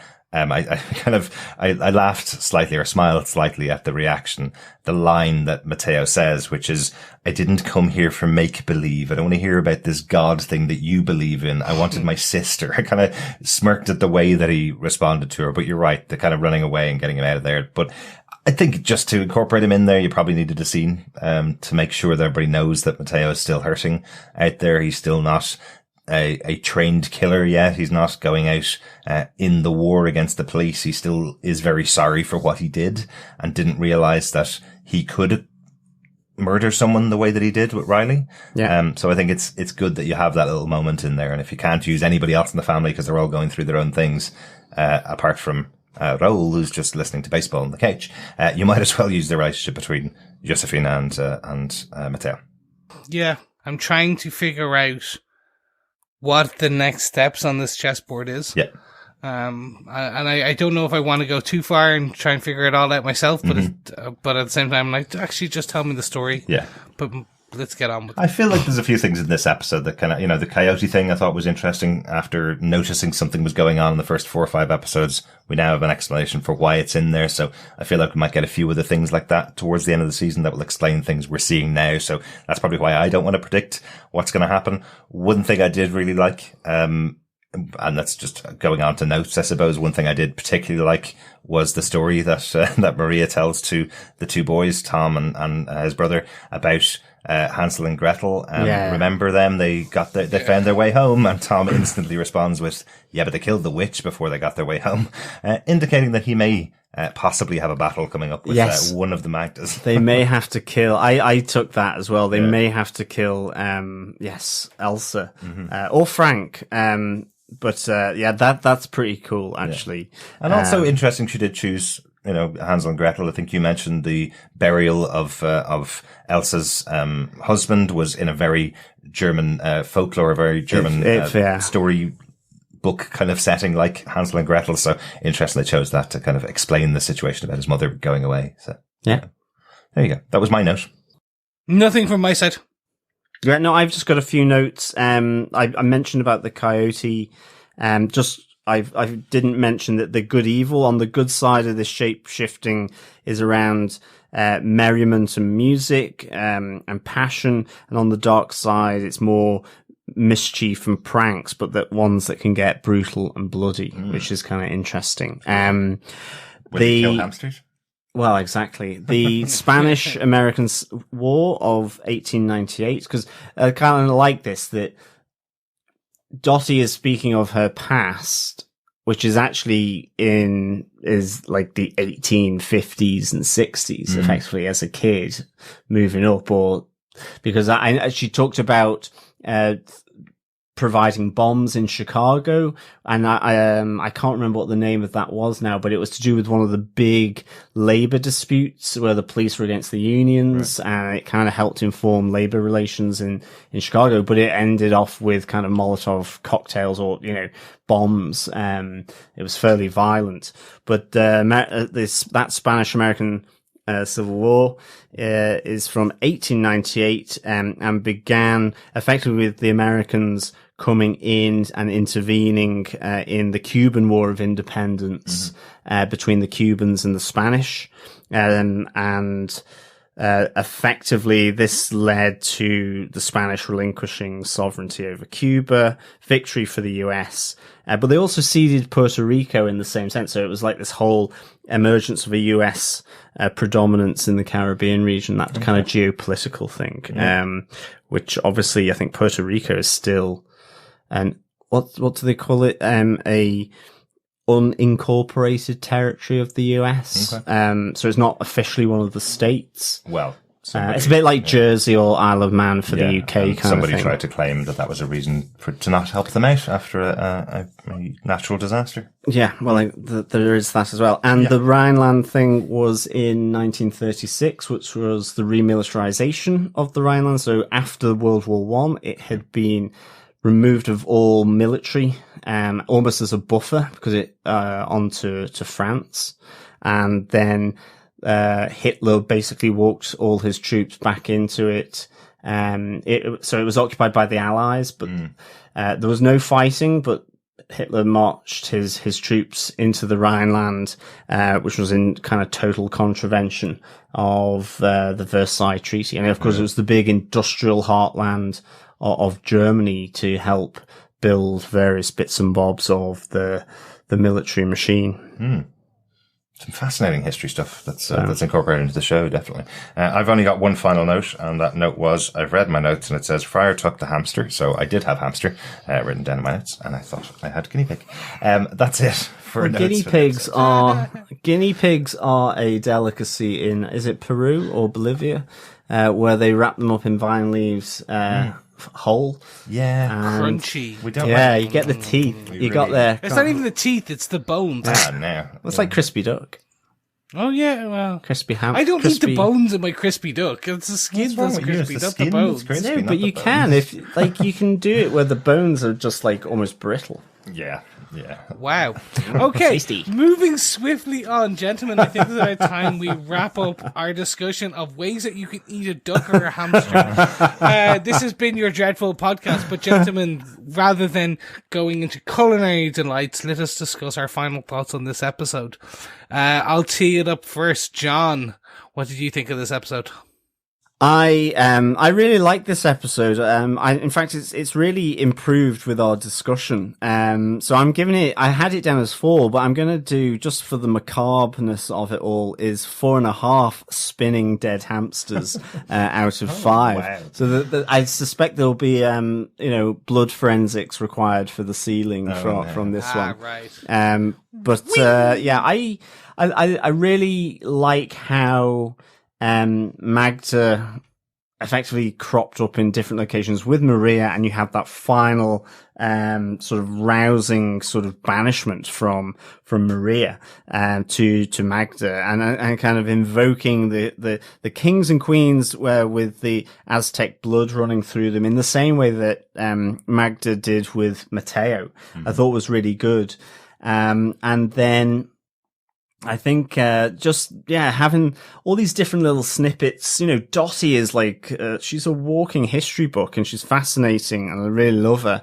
And Maria is just a powerhouse. Awesome. It's amazing. And just having the coyote element kind of just explained a bit further. As I say, I really hope that she's kind of a shapeshifter as well, and turns into sort of a badass coyote to sort of protect her pups. That's how you do misprediction for the rest of the series, Chris. Exactly.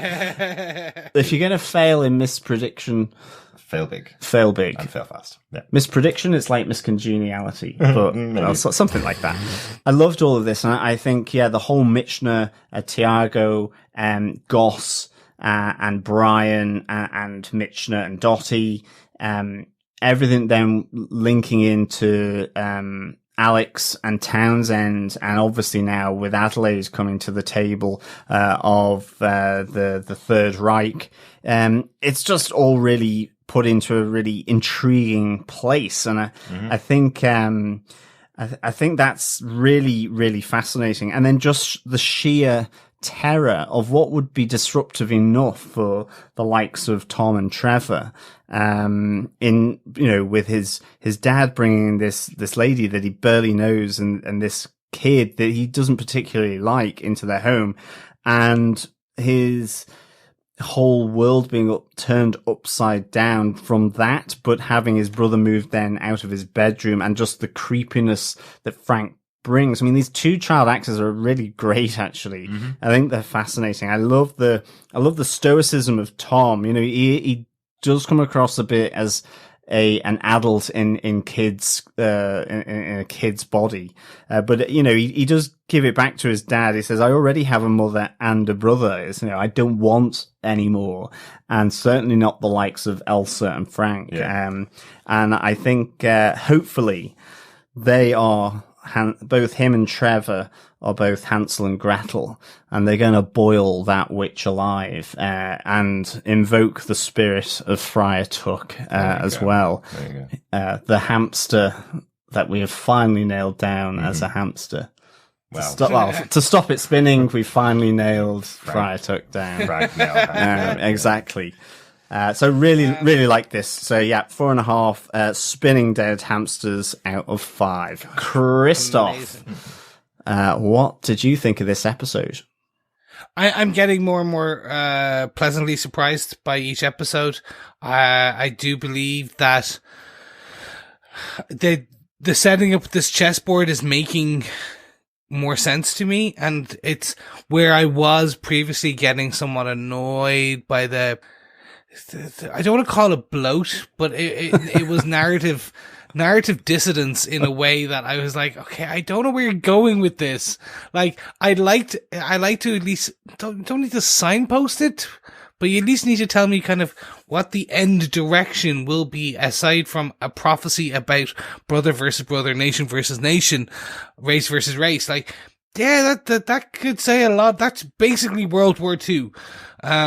So is it just that she's building World War II? Who knows?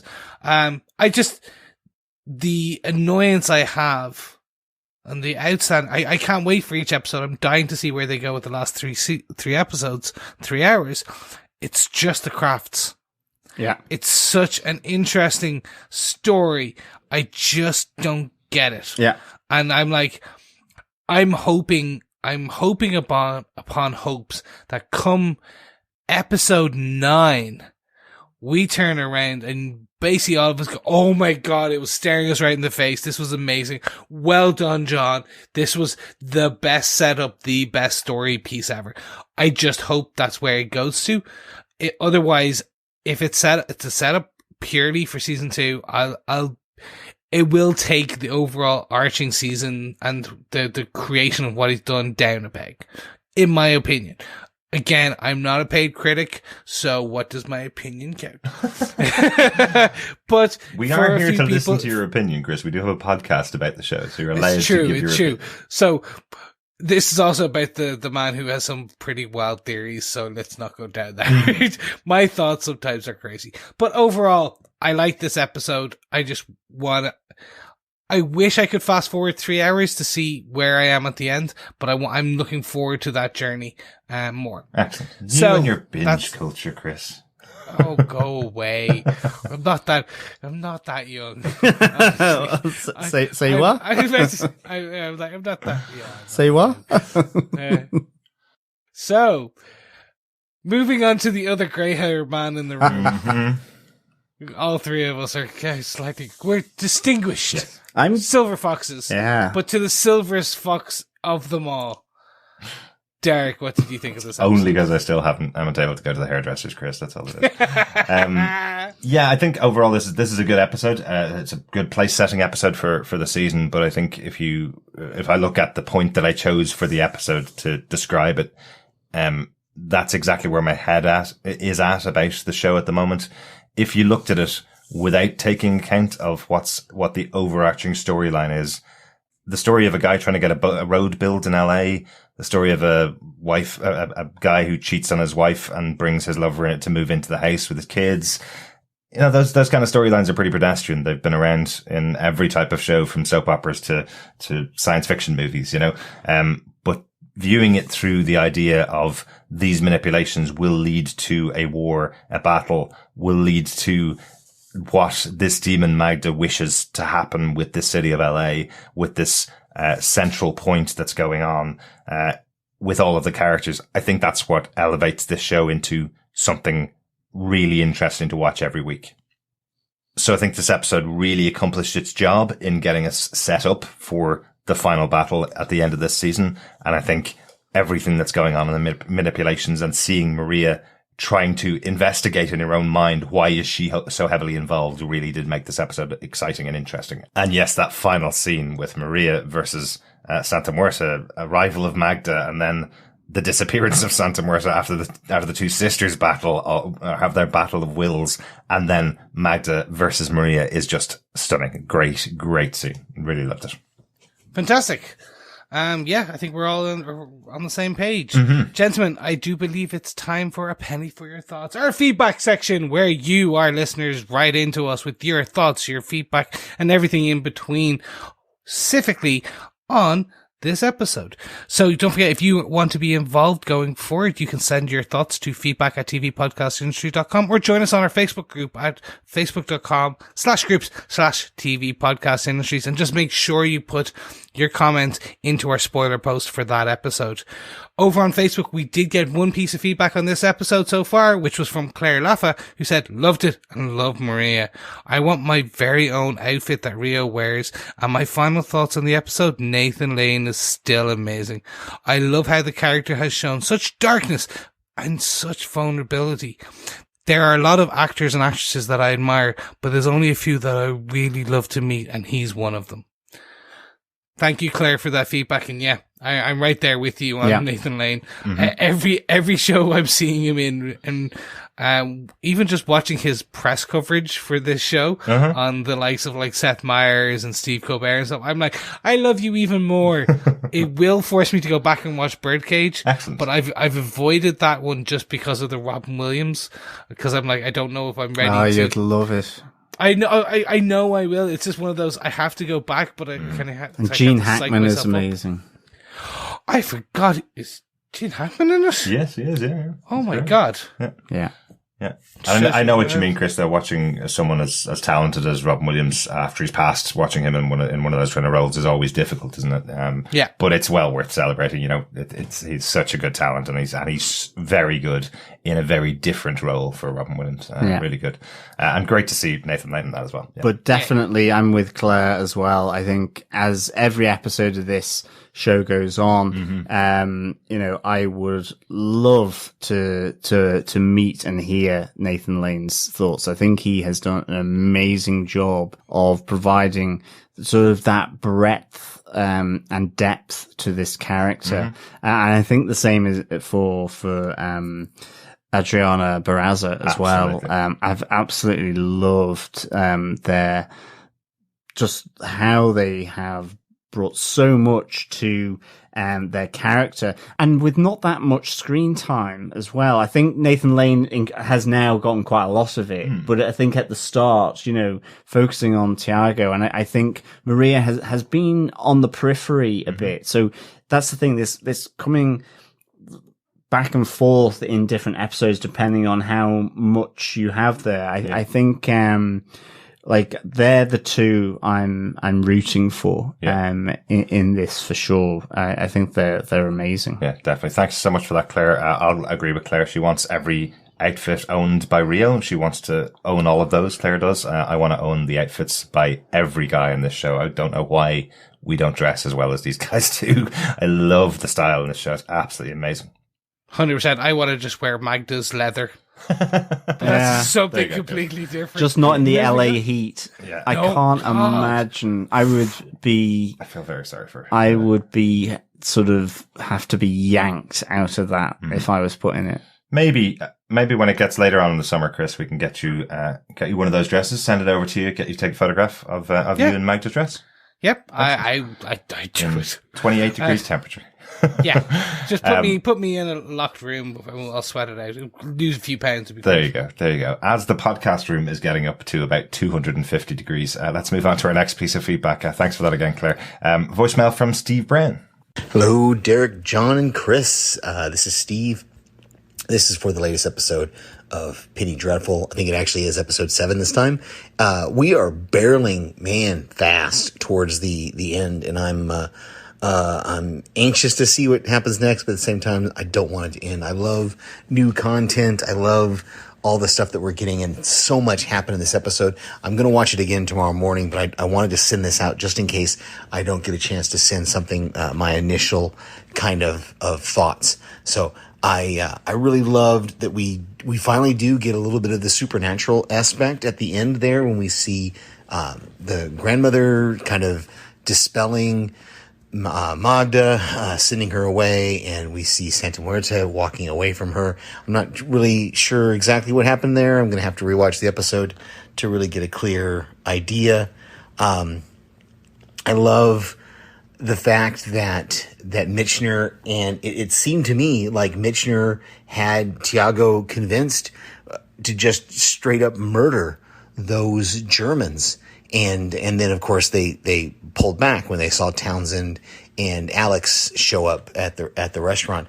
But Tiago was all in, ready to follow him into battle, and after hearing about how his friends were killed and all that. And I wonder if we are going to see Kurtz start slitting some throats, because as Townsend said, he told Alex that she's cutthroat, but maybe we need someone that can actually cut throats. So we might see Kurtz actually do some damage. I don't know, but a lot was set up in this episode. We're seeing the religion that, Josefina is starting to embrace, going against her grandmother's wishes, her mother's wishes, I'm sorry. And then also we're seeing, Tiago's brother, both his brothers kind of being affected. So, okay. I can't wait to hear what you guys thought. Talk to you later. Thanks so much, Steve. Another manipulator in this episode with Lewis. There's good points. Like, he does manipulate Tiago into going along with him and killing someone, when 2 episodes ago he was completely shocked by the idea that Mateo would murder someone as well. So, even at the beginning of the series, I think he even spoke to Lewis about the fact that Lewis hadn't shot his gun very often in service. And now, a week or 2 into service, he's being asked to shoot his gun. Yeah. Well, I think the first of all, thanks, Steve, for the feedback. I think there's that really nice, moment at the start, and I think it kind of links, Steve, to the idea of Josefina kind of rebelling, and going to the temple rather than to, the Catholic Church and Father Nunes, and even taking up Santa Muerte. Mm-hmm. But we have here Molly rejecting her mother's advice by connecting back in with Tiago. Maybe there's some ulterior motives now that we've seen her mum having, din-dins with the Third Reich. But that's kind of interesting. But also, I think we're set up here, with Tiago's mindset, where he goes, have you ever done something where there's no right answer? Everything you do will be wrong. You do something, it's not a compromise, it's not a mistake, it's a sin, or it's just plain wrong. And it's that aspect of what he did to protect Mateo and what will ultimately happen with Diego. And that's his mindset. And effectively, Michner connects it into that totally to manipulate him into doing that. But then thankfully pulls back as well. It's a really interesting moment, but I think that scene at the start with Molly really sets up kind of the mindset of Tiago quite nicely, I think. Yep. Thank you so much for that feedback, Steve. I can't say much more than the boys have said. Absolutely. One other thing I will say is that I know what you mean, Steve, about new content. I feel like I'm getting like some proper TV addict now. When somebody tells me a new show is on and it hits me, I watch the whole thing in a day, and then I'm like, oh no, I've got to wait 5 months for new content. We watched Upload in one day. On Amazon Prime, and then somebody said to us that the new season of Queer Eye was on, and we watched 5 episodes of that yesterday. Like, I'm not holding on to the content like I should. It's like I should be hoarding it to dole it out to myself over the next couple of months, because we've only got 3 new episodes of this show, and then that's it for a little while. I'm not sure what the next big thing is, other than The Boys, I think, is coming, and Umbrella Academy is coming during the summer. Those are the only 2 things that I'm aware of up until like September. Well, that's true. Yeah. And we watched more than 5 because I was blubbing for at least sort of 6 or 7 of the 8 episodes that we watched of Queer Eye, for sure. Yeah. It was like I'd just gone... hours. No, well, pretty. It's like I'd just gone to a funeral or something. It's so pretty. Look at the dresser. The colours match the drapes. No, the stories of the people that they're helping and the dresser. And why can't they come to Ireland and just decide to do that? But it was very emotional. It certainly was, yeah. They need to come to Ireland and sort me out. Basically, someone could put me on Queer Eye for the Straight Guy. They don't even call it Queer Eye for the Straight Guy anymore, don't they? They call it Queer Eye. It's just Queer Eye now, yeah. Okay. Yeah. Because it's for everyone. Exactly. Yeah. It was the original that was Queer Eye for the Straight Guy. Back in the 90s, yeah. Yeah. I suppose we've kind of finished talking about Penny Dreadful. One of the things I always notice when we watch a new season of Queer Eye is there's 5 of them there. One guy gives them a little bit of a haircut. One guy talks about does their clothes. Another guy helps them with their confidence. Another guy helps them do their cooking. And then the last guy, Bobby, does their entire house and maybe their office and gives them a new car and sets up their business for them. And he gets about 2 minutes of every episode, and everybody else gets 20 or 30 minutes of the episodes. So Bobby and his entire team have done a whole makeover show of the building and the house, and he's ignored on the episode. He just gets a couple of minutes at the end of it. This is number 5 seasons. He must be like, can I have my own makeover show, please? Can I have, I'll make over I'd people's say houses. It's coming. I say justice for Bobby is coming. Yeah, there you go. Anyway, that's right. Any other points about Penny Dreadful before we go out? By the way, thanks so much for the feedback, Claire and Steve. Any other points about the episode that we have before we go? No, I think that's it. I think it's about time for a quick tipple before we head home. Yes, it's the Penny Dreadful pub quiz, and it's been a morning of heavy drinking, just like Tiago, as we discuss putting away an innocent person for the crimes of your own brother. So yes, a real strong morning drink is required down at your local. And this week's local is the Dreadful Pub Quiz Bar. Yes. So this week's question for all you intrepid pub quizzers is, what plays does Dottie Minter recount from her performance days with her father at the Yiddish Theatre? What plays does Dottie Minter recount from her performance days with her father at the Yiddish Theatre? So she names a few there, both with names and without as well, I think. So yes, please, answers to feedback@tvpodcastindustries.com. You can send them in on a episodic basis as we go through them, or chuck them all in right at the end and submit them in time for our recap episode where we go over all things Penny Dreadful, City of Angels. Absolutely. Thanks so much for that, John. Really enjoying these questions each week. You can get all the questions by going over to our website at tvpodcastindustries.com. There's a tab there where you can just go and see all the questions that we've asked so far this season if you missed any of them from our episodes. Thanks so much once again for joining us. Please stay subscribed to TV Podcast Industries. If you want to contribute and if you want to get access to our Captain America, The Winter Soldier podcast, go over to patreon.com/TV Podcast Industries. Or, of course, just share the podcast with any of your friends, because sharing the podcast is sharing the love. Yes, thank you so much. Obviously, we'd love to have you as a Patreon because, unfortunately, we have just lost one hamster. We need to replace him to keep the lights on. As John said, we have an army of hamsters in wheels keeping electricity running here.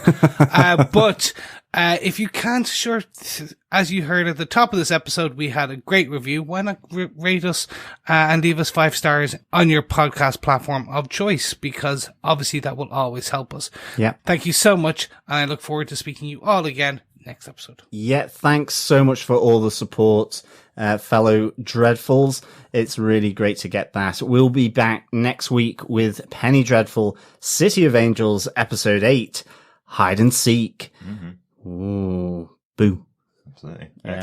Chris, will you help me be a good brother? Oh, God. So creepy. Chris, can I get into bed with you? Well, that's a different question. And on that note, all 3 of your podcast hosts are about to jump into a bed and stare and kill a gerbil, hamster, rodent, mouse. Thing.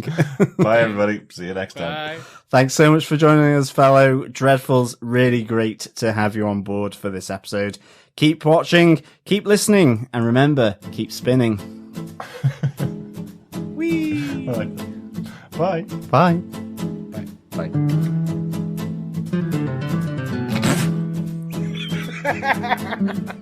God, we're losing it.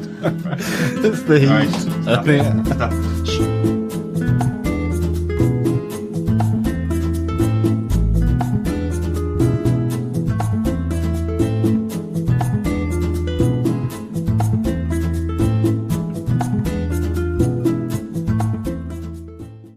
No, I think that's it. I think it's about time for a quick tipple before we head home.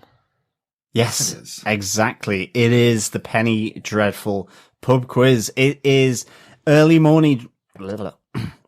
Yes. Early morning? Yeah. Sorry. I'm tripping over my words today. Instead of symbolism, I went to Derek. I was like, "Oh, it's symbol-y." I looked up the symbol-y of the coyote in the episode. I was like, "What's a symbol-y?" It looks like a symbol, but it's symbol-y. Yes. Well, in 2 days we have done over 5 hours of podcasting, so that's. I totally understand why brains. No, we all have. It might be a little fuzzy today. So totally okay. John.